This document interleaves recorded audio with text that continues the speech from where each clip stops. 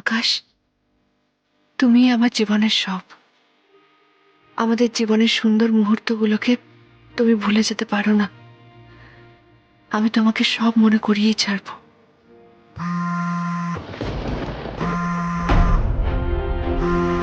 ভাগ্যিস ফোনটা সাইলেন্ট ছিল।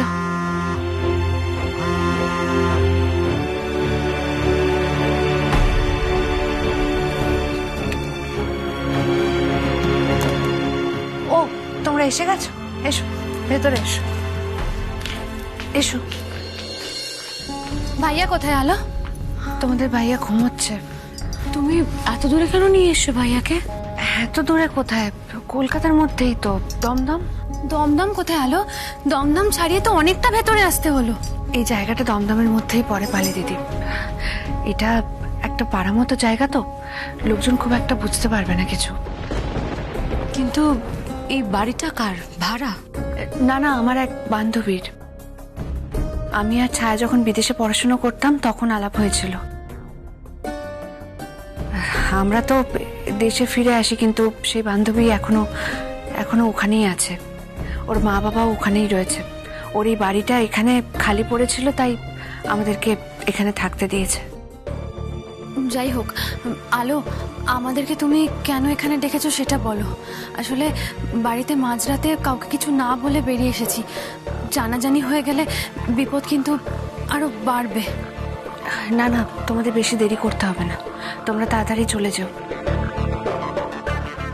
কিন্তু তোমাদের ভাইয়াকে আমি এভাবে তোমাদের থেকে এতটা দূরে নিয়ে এসেছি। তোমাদের তো জানার অধিকার আছে যে তোমাদের ভাইয়া কেমন আছে।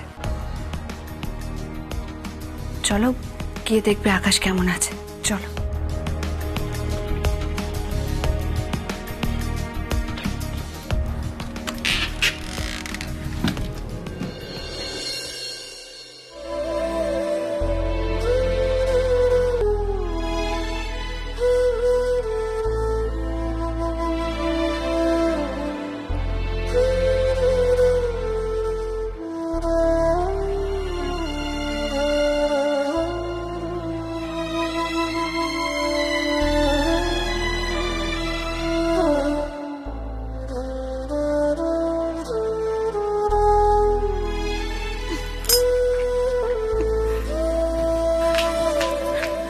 বর্দি ভাই, কি হলো? কিছু না, ভাইয়াকে এভাবে দেখে হঠাৎ চোখে জল চলে এলো। সত্যি আমাদের আমাদের হাসি খুশি ভাইয়াটা কেমন যেন একটা হয়ে গেছে। সব ঠিক হয়ে যাবে পালি দিদি, সব ঠিক হয়ে যাবে। কবে ঠিক হবে সব বলো তো? কবে ঠিক হবে সব আলো? তুমি এত বড় রিস্কটা কেন নিলে? এত দূরে ভাইয়াকে কেন নিলে এভাবে? তুমিও সবার চক্ষুশূল হলে কেন আলো? আমাকে যেসব করতেই হতো বর্দি ভাই, তা না হলে যে আমি বাবানের হাত থেকে আকাশকে কিছুতেই বাঁচাতে পারতাম না। সত্যি বাবান আমাদের জীবনটা একেবারে একেবারে শেষ করে দিল। আমরা তো ভালোই ছিলাম বলো, খুব সুখী ছিলাম।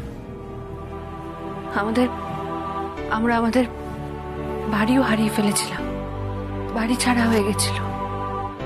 কিন্তু দেখো আমরা কিন্তু ভালোই ছিলাম। বর্দি ভাই, তোমার বাপের বাড়িতে গিয়ে উঠেছিলাম আমরা। তোমার মা আমাদের কত ভালোবেসেছেন, কত ভালো রেখেছিলেন। তারপর আবার আমরা বাড়ি ফিরে পেলাম। কিন্তু ওই বাবান আমাদের পিছু কিছুতেই ছাড়ল না। আবার আবার আমাদের জীবনে ফিরে এসে আমাদের জীবনটা তছনছ করে দিতে চাইছে। আর না, আর আমি বাবানকে এসব কিচ্ছু করতে দেব না। এবার আমি বাবানকে আমাদের জীবন থেকে চিরতরে সরিয়ে দেওয়ার চেষ্টা করব। আলো, কি করবে তুমি? আলো বৌদি, তুমি কি ওই শয়তান বাবানটাকে খুন করে ফেলবে নাকি গো?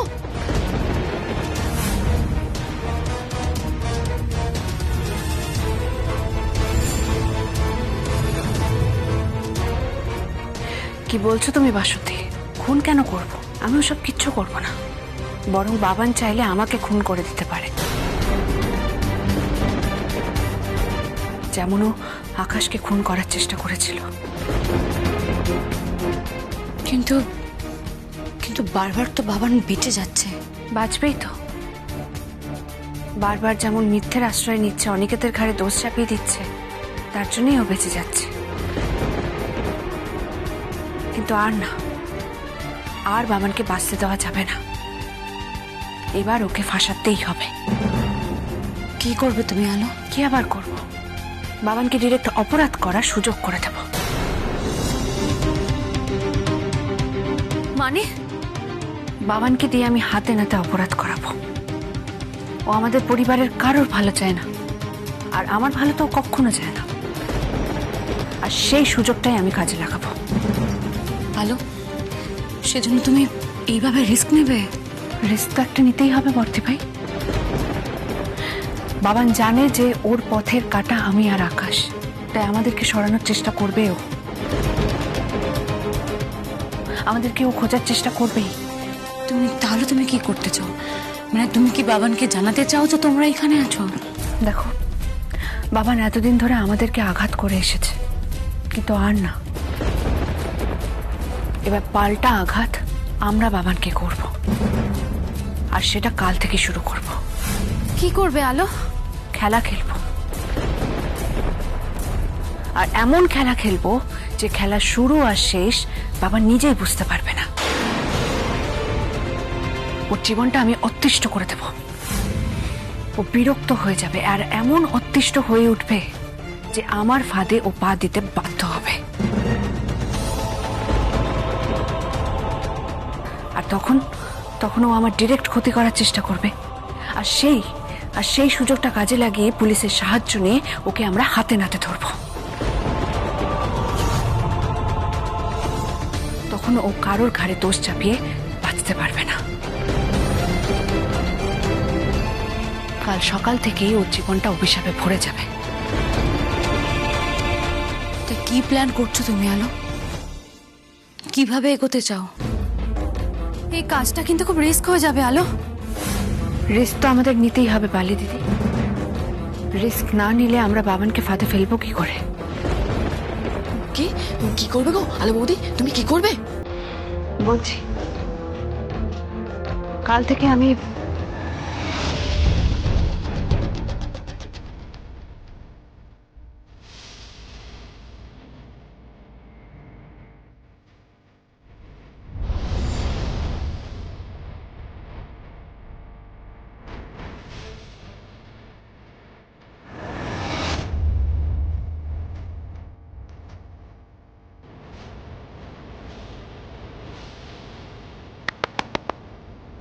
দারুণ দারুণ দারুণ প্ল্যান। বাসন্তী, আস্তে।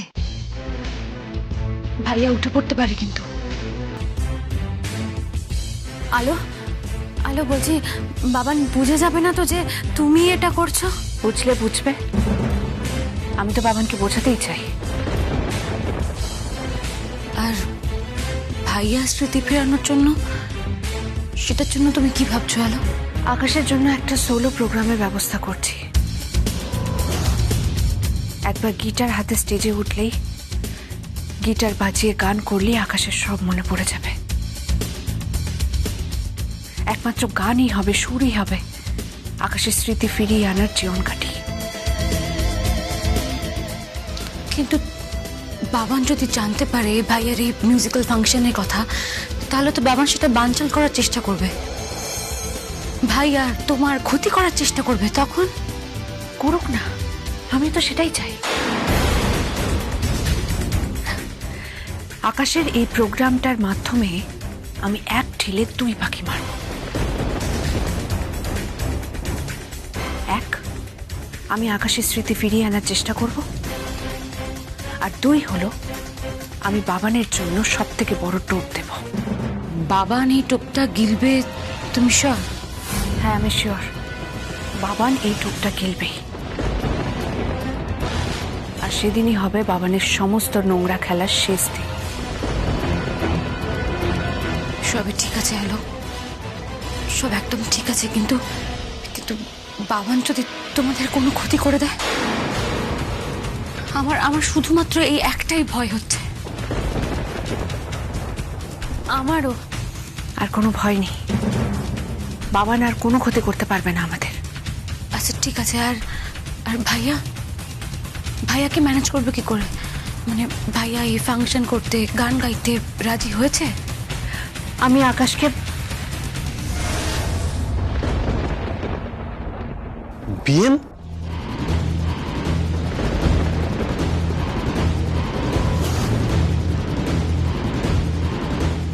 দিদি ভাই, বিএম এত রাতে তোমরা এখানে?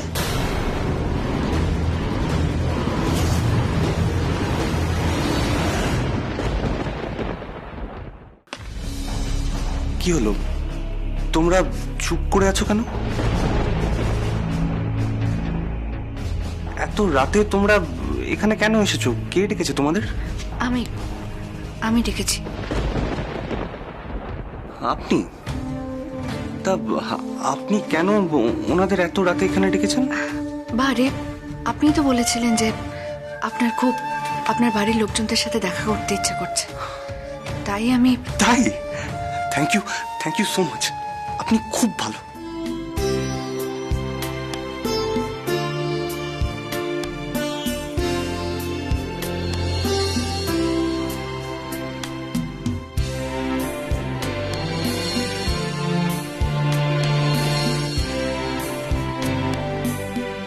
বিএম, ভাইয়া, ভাইয়া, ভাইয়া তুই ভালো আছিস তো ভাইয়া?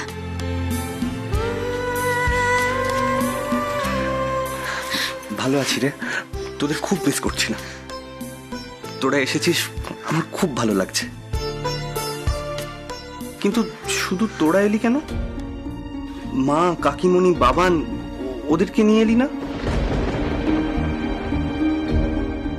আসবে তো, সবাই আসবে।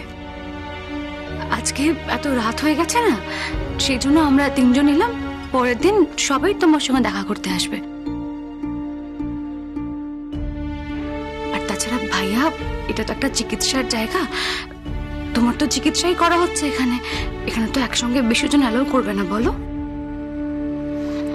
তা তা তোমরা কখন এলে? আমরা আমরা অনেকক্ষণ এসেছি। তুমি ঘুমোচ্ছিলে তো, সেজন্য তোমাকে আর ডিস্টার্ব করিনি। তুমি খেয়েছো কিছু? হ্যাঁ, আজ আমি আমার সব থেকে প্রিয় খাবারটা খেয়েছি। আর উনি আমায় খাইয়ে দিয়েছেন।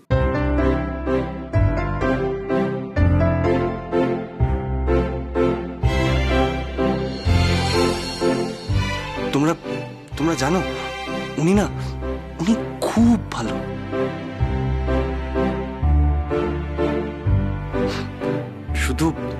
শুধু একটাই যা সমস্যা, কথায় কথায় ওনার চোখে খালি জল চলে আসে।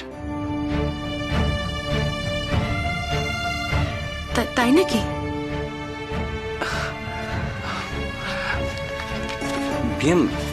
বিএম জানো তো, ওনার চোখ দুটো না আমার খুব চেনা, খুবই চেনা।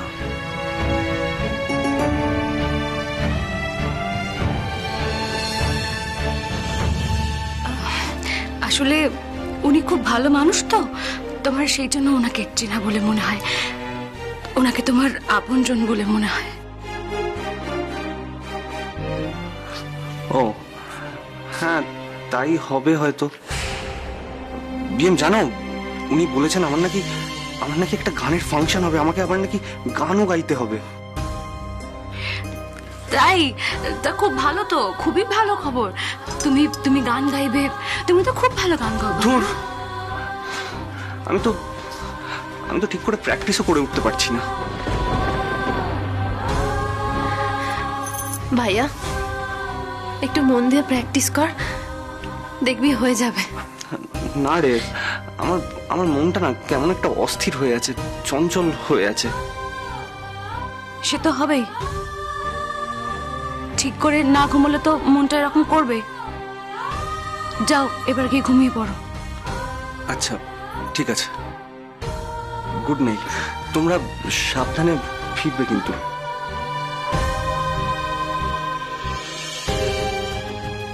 আচ্ছা বিএম, আলো আলো কোথায়?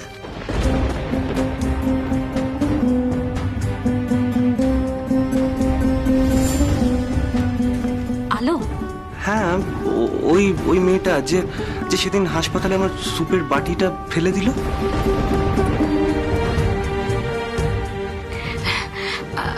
আমি জানি না তো, আলো কোথায় জানি না। ও, কিন্তু বিএম জানো তো, ওই মেয়েটা না বারবার আমার স্বপ্নে আসছে।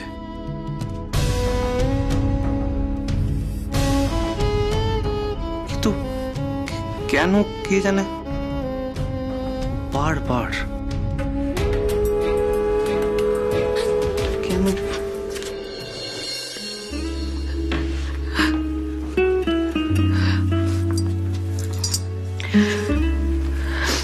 কাঁদে না আলো, একদম কাঁদে না। না বর্তি ভাই, আমি কাঁদছি না।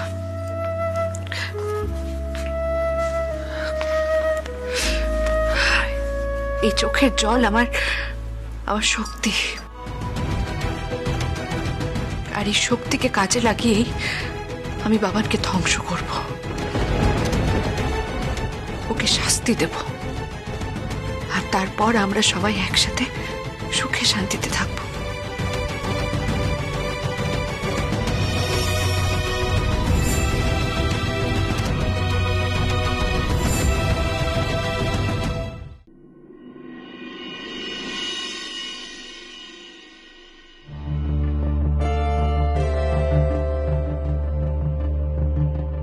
এই নিন থ্যাংক ইউ। বাবা। লাগবে না।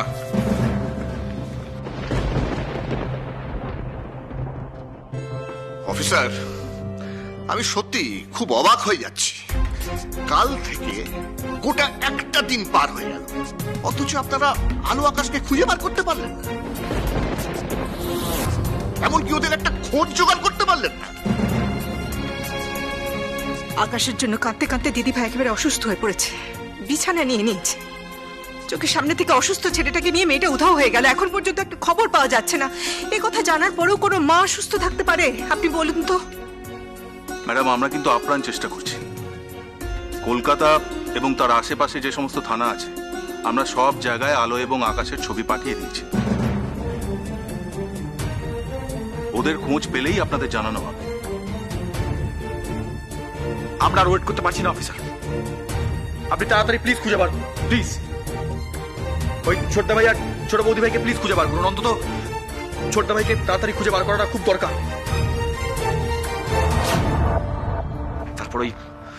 তারপরে আলোর তো শাস্তি হবে। We are trying our best. আপনারা প্লিজ একটু ধৈর্য ধরুন। আর ধৈর্য ধরতে পারছি না অফিসার, একটু ভেবে দেখুন। আমার অসুস্থ ছেলেটা বাড়ি থেকে উধাও হয়ে গেল, তার শোকে তার মা কেঁদে কেঁদে বিছানা নিয়েছে। আকাশকে খুঁজে না পাওয়া গেলে আমার স্ত্রী আরো গুরুতর অসুস্থ হয়ে পড়বে, কি হবে তখন? বাবা, আপনি একটু শান্ত হন বাবা, আমরা মাকে সবাই মিলে বোঝাবো। বোঝালেই বা বুঝবে কেন সে? তুমি মুখটা বন্ধ রাখো দীপা। অফিসার, আমি খুব ক্লিয়ারলি বলে দিচ্ছি, যত তাড়াতাড়ি সম্ভব আমার ছেলেকে খুঁজে বার করতে হবে, আর ওই আলোকে অ্যারেস্ট করতে হবে।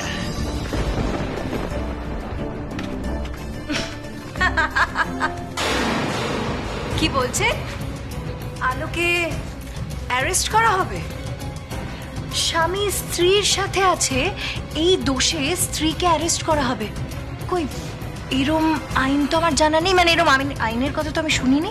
বেশি জ্ঞানের কথা না শুনিয়ে মুখটা বন্ধ রাখো ছায়া। আর কতদিন, আর কতদিন এভাবে সকলের মুখ বন্ধ করিয়ে রাখবেন আপনি? বাবা, তোমার বউকে বলো মুখটা বন্ধ করতে। ছায়া, তোমার এত বড় সাহস, তুমি জেঠুনের মুখে। আলো শাস্তি পাবে, একবার খুঁজে পাওয়া হোক না ওকে। ওকে আমি গড়াদার পেছনে দেখতে চাই।